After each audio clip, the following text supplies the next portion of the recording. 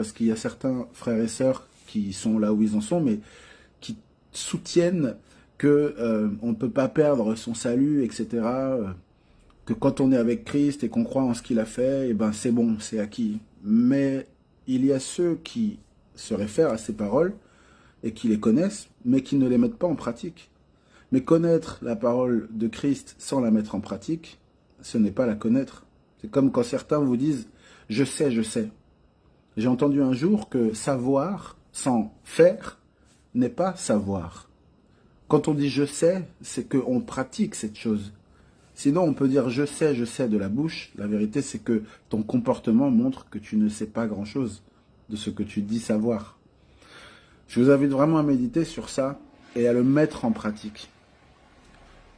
Et pour moi-même aussi, je suis invité à le mettre en pratique. Alléluia, gloire à Dieu. Je vous préviens, je reviens sur le verset 21, je vous préviens, comme je l'ai déjà fait, ceux qui ont un tel comportement n'hériteront pas du royaume de Dieu.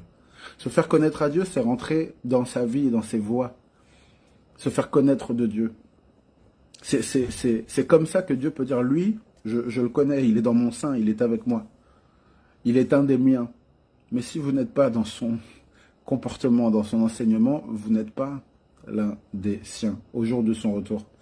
On a le temps aujourd'hui de s'y conformer. On a le temps de recevoir ce message.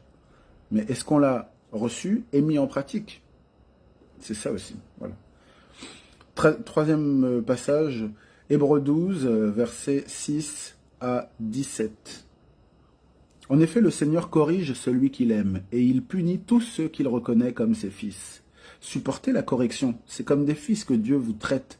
Quel est le fils qu'un père ne corrige pas? Mais si vous êtes dispensés de la correction à laquelle tous ont part, c'est donc que vous êtes des enfants illégitimes et non des fils.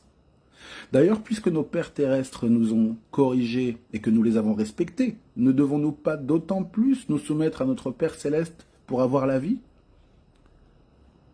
Nos pères nous corrigeaient pour un peu de temps, comme ils le trouvaient bon, tandis que Dieu le fait pour notre bien, afin que nous participions à sa sainteté. Certes, au premier abord, toute correction semble un sujet de tristesse et non de joie, mais elle produit plus tard chez ceux qu'elle a été ainsi exercée, un fruit porteur de paix, la justice.